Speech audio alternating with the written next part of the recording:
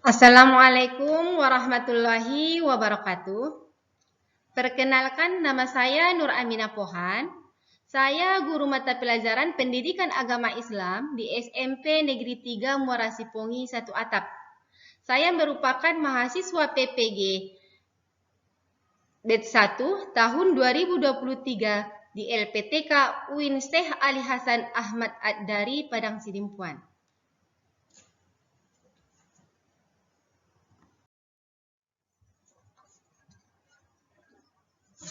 Selamat pagi anak-anak.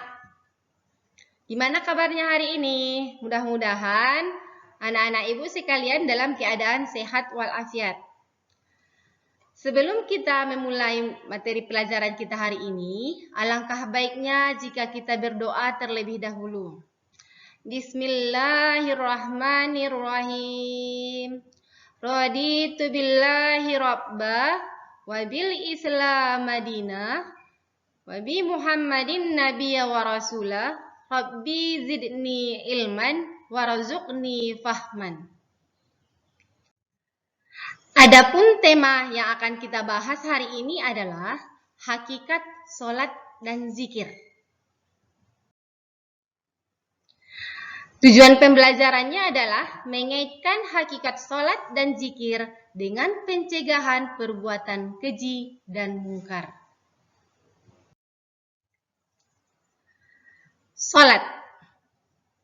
Kalau kita berbicara tentang sholat, anak-anak ibu sekalian pasti sudah sering mendengar kata sholat. Tetapi mungkin sebagian belum tahu artinya, tapi sebagian ibu yakin udah tahu ya. Secara bahasa, sholat itu artinya berdoa atau berdoa meminta kebaikan. Sedangkan secara istilah, yaitu seluruh perbuatan dan ucapan yang dimulai dengan takbiratul ihram dan diakhiri dengan salam. Anak-anak ibu sekalian udah tahu cara sholat kan? Sudah. Katanya sholat itu dimulai dari takbiratul ihram dan diakhiri dengan salam. Itu menurut pelajaran kita di SD, itu sudah dipelajari, itu termasuk rukun sholat. Ya. Sekarang kita akan membahas mengapa kita harus sholat.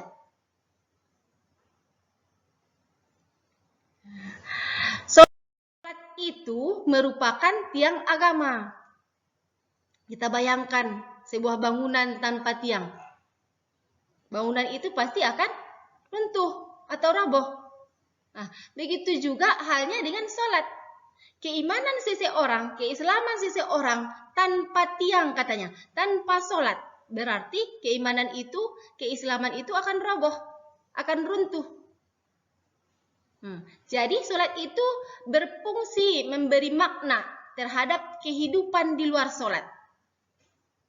Maksudnya di sini sholat itu tidak hanya untuk sekedar memenuhi kewajiban ya, tidak hanya untuk memenuhi syaratnya saja atau rukunnya, tetapi sholat itu juga berfungsi memberi makna terhadap kehidupan di luar sholat. Misalnya seperti apa? Yaitu dengan mengerjakan sholat ini kita akan terjaga dari perbuatan keji dan mungkar. Apabila kita melaksanakan sholat, hati kita akan selalu terjaga untuk berpikiran positif. Jiwa kita akan merasa tenang. Kedamaian akan ada dalam hati kita. Jadi, apabila kita melaksanakan sholat di sini, berarti jiwa kita akan tenang kan? Kita akan terhindar dari perbuatan keji dan mungkar.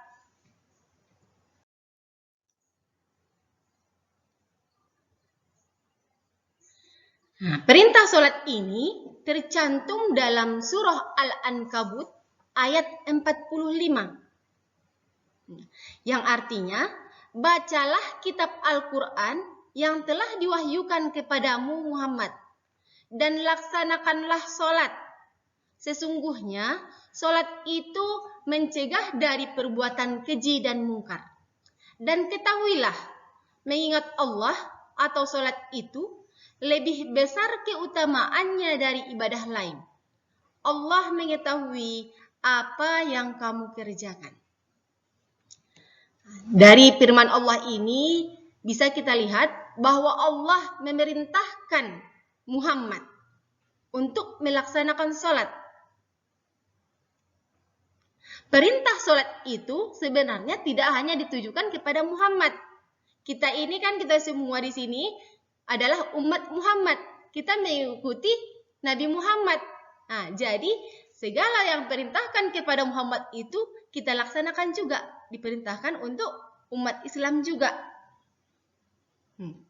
Sesungguhnya sholat itu mencegah dari perbuatan keji dan mungkar.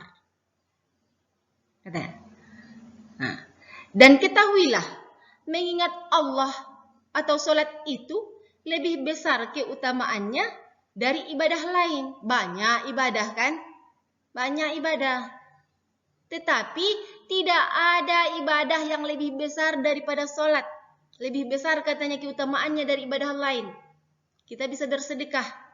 Tetapi ibadah keutamaannya lebih utama sholat daripada sedekah. Kita berpuasa. Sholat itu lebih utama daripada puasa. Kita naik haji bagi yang mampu. Nah, sholat itu lebih utama daripada naik haji. Dan di sini juga Allah mengatakan, Allah itu mengetahui apa yang kamu kerjakan. Ya, Allah itu mengetahui apa saja yang kita kerjakan sehari-hari. Sholatkah kita? Khusyukkah kita dalam sholat? Bolongkah sholat kita? Nah, ibu yakin anak-anak ibu di sini nggak bolong-bolong lagi sholatnya kan? Ya, dengan sholat ini, ketika kita sholat, selesai sholat, ada yang dilakukan kegiatan zikir katanya. Selanjutnya kita akan bahas mengenai zikir ini. Zikir ini artinya mengingat kepada Allah dengan cara menyebut namanya. Kita sebut namanya. Nama apa saja? Ya, berzikir itu kita bisa membaca takbir, tahmid, tahlil. Takbir itu Allahu Akbar, Allahu Akbar, Allahu Akbar. Itu merupakan zikir. Subhanallah, Subhanallah, Subhanallah. Itu zikir. Ya. La ilaha illallah. Alhamdulillah. Itu termasuk zikir. Zikir ini dapat kita lakukan kapan saja. Tidak hanya selesai sholat. Kita bisa berzikir ketika kita akan tidur. Kita bisa berzikir ketika kita berada dalam suatu ruangan, ketika kita sendiri, ketika kita berjamaah. Nah, bisa kita laksanakan zikir itu. Kecuali apabila kita sedang buang air kecil atau buang air besar. Misalnya kita berada di dalam WC.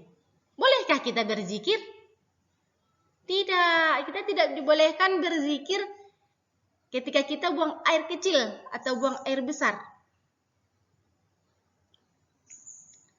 Dengan berzikir ini, hati kita akan menjadi tenang. Iya, karena itu adalah hubungan kita kepada Allah. Subhanallah, Subhanallah, Subhanallah. Kita terus khusyuk. Memanggilkan namanya. Membacakan namanya. Jadi pikiran kita akan tertuju kepada Sang Pencipta. Kepada Allah. Nah, jadi ketenangan jiwa itu akan tercipta dalam diri kita ini. Apabila jiwa kita tenang, berarti pikiran-pikiran negatif atau perbuatan yang mengarahkan kita untuk berbuat negatif itu akan terhindar.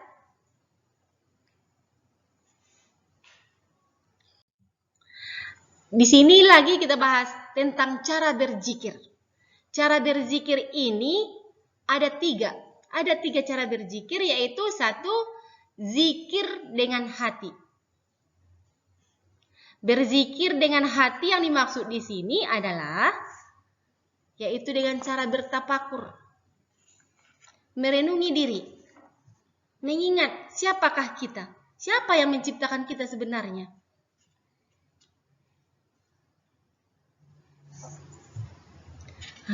Kenapa saya begini? Kenapa saya cantik? Kenapa saya ganteng? Kenapa saya kaya? Kenapa kita punya harta? Itu kenapa? Karena Allah. Nah, apabila kita mengingat itu kita dapatkan dari Allah, kita harus senantiasa mengingat Allah. Kita ini kecil, kita jika dibandingkan dengan Allah bukan apa-apa, ya. Nah, jadi zikir dengan hati ini kita mengingat dalam hati, bertafakur dalam hati. Allah itu maha besar, Allah itu maha suci. Gitu. Nah, selanjutnya zikir dengan ucapan. Zikir dengan ucapan di sini yaitu pengucapan lapal-lapal yang di dalamnya terdapat keagungan Allah. Contohnya tahmid, tasbih, tahlil, takbir. Membaca Al-Quran atau sholawat, itu juga termasuk zikir. Selanjutnya, zikir dengan perbuatan. Yang dimaksud dengan zikir dengan perbuatan di sini adalah kita mengingat Allah itu dengan cara perbuatan kita, dengan cara melaksanakan perintah-perintah Allah dan menjauhi larangan-larangan Allah. Apa yang diperintahkan Allah, itulah yang kita laksanakan. Sedangkan yang dilarang oleh Allah itu kita tinggalkan. Nah, itulah zikir dengan perbuatan. Jadi, dengan mempelajari makna zikir, makna sholat dan berzikir ini, kita akan mengetahui apa sebenarnya hubungan antara zikir, sholat dan zikir ini terhadap perbuatan keji dan mungkar. Kita harus, apabila kita melaksanakan sholat dan zikir, maka pikiran kita akan tenang. Pikiran kita akan berpikir positif. Jiwa tenang, pikiran positif, maka kita akan terhindar dari perbuatan-perbuatan keji dan mungkar.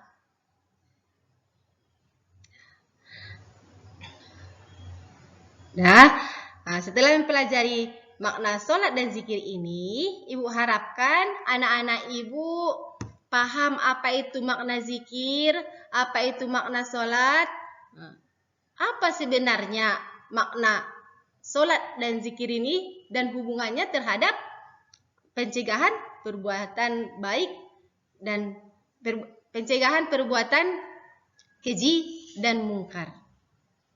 Demikianlah materi kita dalam pembelajaran ini. Semoga menambah ilmu bagi anak-anak Ibu sekalian. Ibu sudahi dengan alhamdulillahirabbil alamin. Assalamualaikum warahmatullahi wabarakatuh.